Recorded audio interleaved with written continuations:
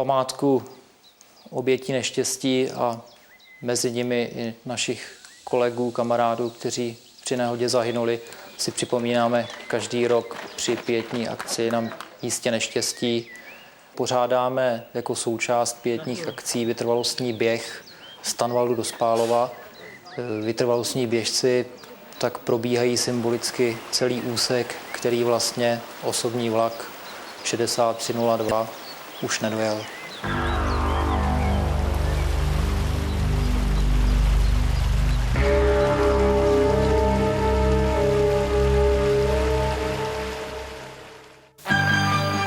K objasnění události 17. listopadu byla zřízena nová parlamentní vyšetřovací komise. Obyvatelstvo mimo ně protestuje proti existenci utečeneckého tábora. Zámky na Moravě sužují lupiči, po Vizovicích vyloupeny Buchlovice. Při železničním neštěstí zahynulo 14 lidí. 25. srpna v roce 1990 došlo k největšímu železničnímu neštěstí na severu Čech.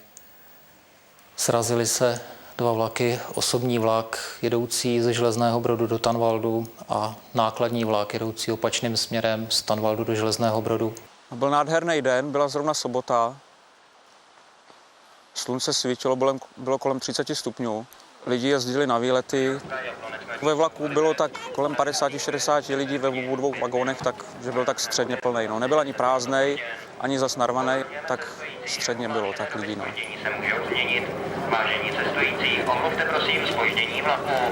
Tak stanou jsme odjížděli ve 12:32 na čas.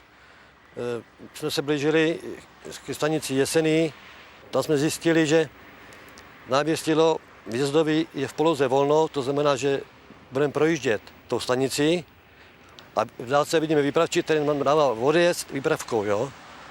Tak jsme pokračovali dál směrem na Železný Brod. Vyjížděli jsme z Železného Brodu směrem do Tanvaldu a neštěstí se stalo tady u mostu, tady u Spálova. No.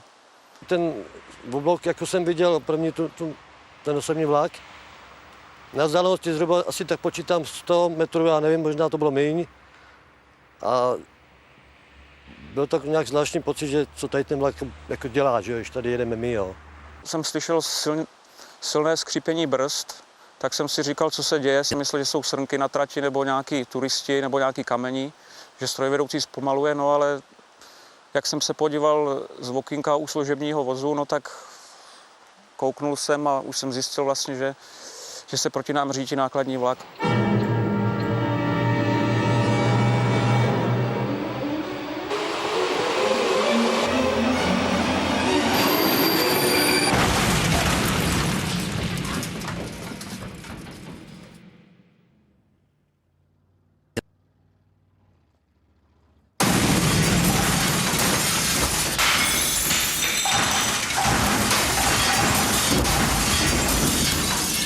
My jsme trávili víkend u Zdeňka Bartoše na chatě, která je tadyhle takhle nahoře v kopcích, na silnici ještě asi 400 metrů. A kolem 1 hodiny se ozvala strašná rána. Pískot, dřev, řinčení skla. Tak kluci se běhli, okamžitě sebrali a utíkali se dolů z kopce podívat, co se vůbec děje, protože jsme nevěděli, která bije. A my jsme vyrazili vlastně asi 3 minuty za nima a když jsme doběhli tadyhle na kraj té silnice, jsme běželi strží 400 metrů asi tím lesem. A to, co jsme viděli tady dole, to bylo teda něco úplně hroznýho. Přiběhli jsme s kamarádem Zdenkem Bartošem jako první. Zbíhali jsme touhle cestičkou, jak říkám, ale už ten pohled ze silnice byl příšerný, protože nákladní vlak stál cirka v 1/3 tohohle mostu, napasovaný v osobním motoráčku, který už byl teda celý v plamenech, ta první část toho motorového vláčku. Viděl jsem všecko od začátku, viděl jsem, jak to chytlo, že tam byly plameny, já nevím, 30 metrů vysoký, chytla ta nafta u toho motoru. Ten vlak postupně hořel, že jo, a my jsme se snažili je vyníst co nejvíc jako lidi, i těch, co už vlastně nemohli, a protože se nevědělo, kdy to může bouchnout. Pode mnou byla nádrž, která má asi 3000 litrů nafty, ta by mohla eventuálně explodovat. Tak jsem vyskočil z toho okna ven na ten most, tam jsem jako se zranil dost, jako. a odpazil jsem se, protože jsem nemohl chodit, měl jsem patníkou zlomenou a nějaký jiný úrazy, tak jsem se odpazil do lesa a tam jsem vyčkával až asi po půl hodině mě doktoři dovezli do nemocnice. Když jsme přiběhli vlastně blíž k tomu hořícímu, kde jsme se nějak v té panice snažili ještě trošku pomoct, tak tam už se nedalo. To prostě na 3 na 4 metry jsme byli ožehlí plamenem. To byl nesmírný žár. Tam se nedalo dělat už vůbec nic. Já nevím, byli zranění, ale chtěli vylízt, tak napadali vlastně pod ten vlak, že jo, a tam uhořeli. Hoch z toho hořícího vagónu ještě než asi bouchnul, tak se snažil zachránit tím způsobem, že skočil tady z mostu do vody, kde bohužel je málo vody, takže se zabil okamžitě na místě. No. Ta nehoda se stala ve velmi nepřehledném terénu. Tam jde železniční most přes řeku Kamenici. Ten most je zvláštně konstruován, což také hrálo svoji úlohu v pozdějších následcích. Ta mostovka je kovová a tvoří jakousi vanu. Došlo tam pravděpodobně elektrickým zkratem téměř k okamžitému požáru nafty a ta nafta zůstávala v podstatě v té ocelové vaně a o to byl ten požár horší. Jsem procit z bezvědomí a zjistil jsem, k jaký došlo katastrofě. Už první vůz hořel, lidi křičeli, byli celý opálený, úplně v zoufalství tady lezli po stráni a člověk pořád tomu nechtěl věřit, co se stalo, že jo. Člověk taky byl zraněný, tak pak lidi prosili mě, ať jim člověk pomůže. Tady pobíhali hořící lidi a i těžce zraněný, tak člověk pomáhal a snažil se, aby rychle přivolal pomoc, tak jsem běžel tady po kolejích směr Spálov, kde je hospoda na Spálově. Přišel průvodčí toho vlaku do restaurace, byl to od krve, vypadalo prostě, že se něco děje. První moment bylo, jestli se někde nepopral, nebo to říkal, stalo se strašný neštěstí, zavolejte hasiče, zavolejte záchranku, policajty, jsou tam mrtví, sednul si a prostě brečel, říkal, tam ty moji kolegové to nepřežili.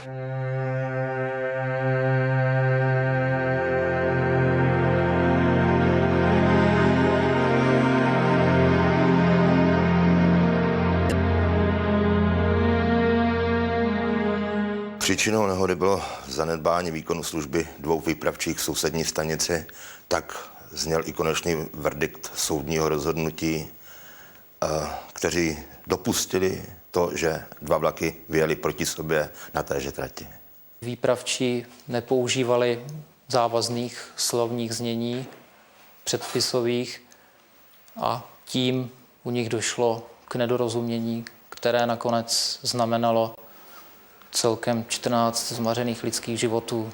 České dráhy mají celou řadu technických zařízení, které by zabránily chybnému jednání obou výpravčích. Bohužel na tratích s takto jednoduchými dopravními poměry ta zařízení nebývají instalována.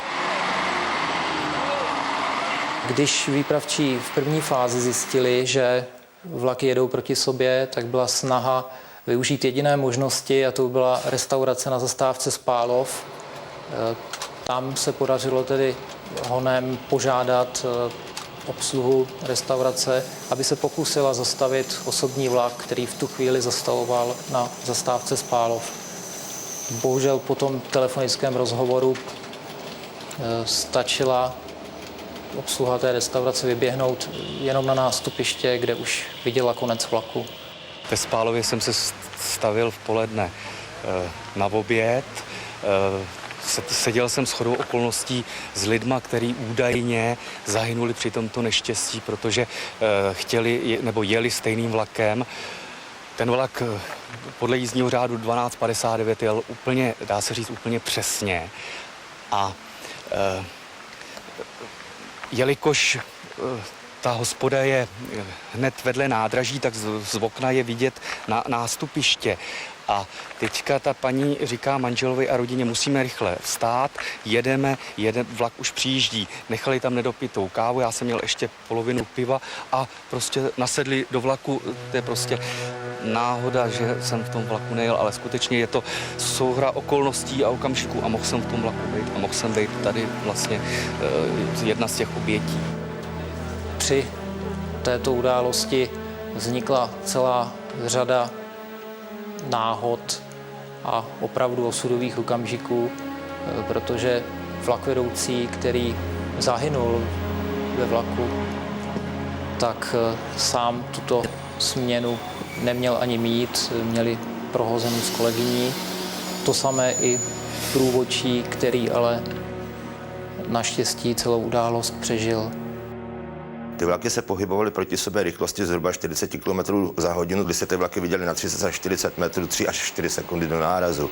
Oba dva strojvedoucí stačili použít rychlobrzdy.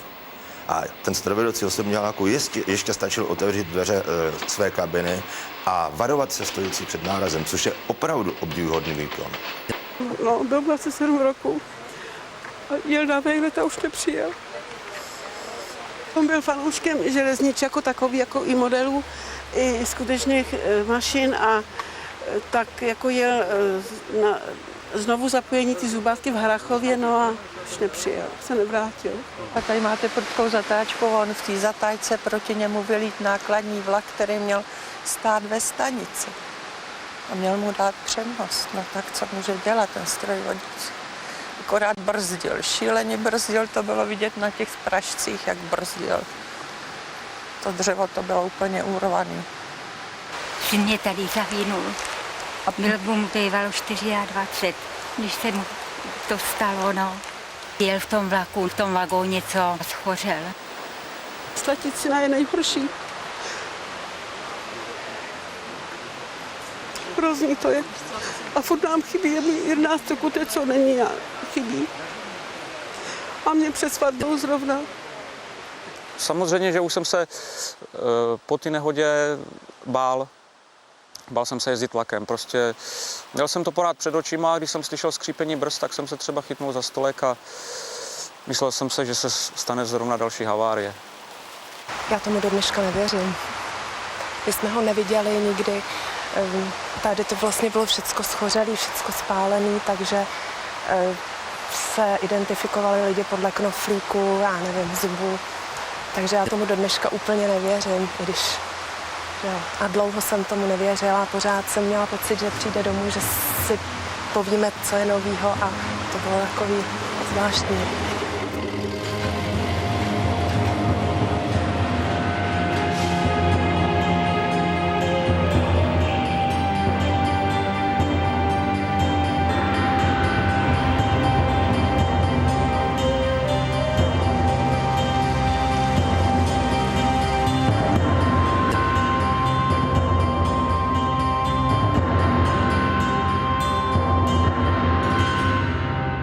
Dnes by se něco podobného stát nemělo, protože trať je vybavena poloautomatickým zabezpečovacím zařízením a všechny vlaky i železniční stanice jsou vybaveny radiostanicemi, to znamená výpravčí má možnost přímé komunikace mezi strojvedoucími a samozřejmě navzájem s kolegy výpravčími.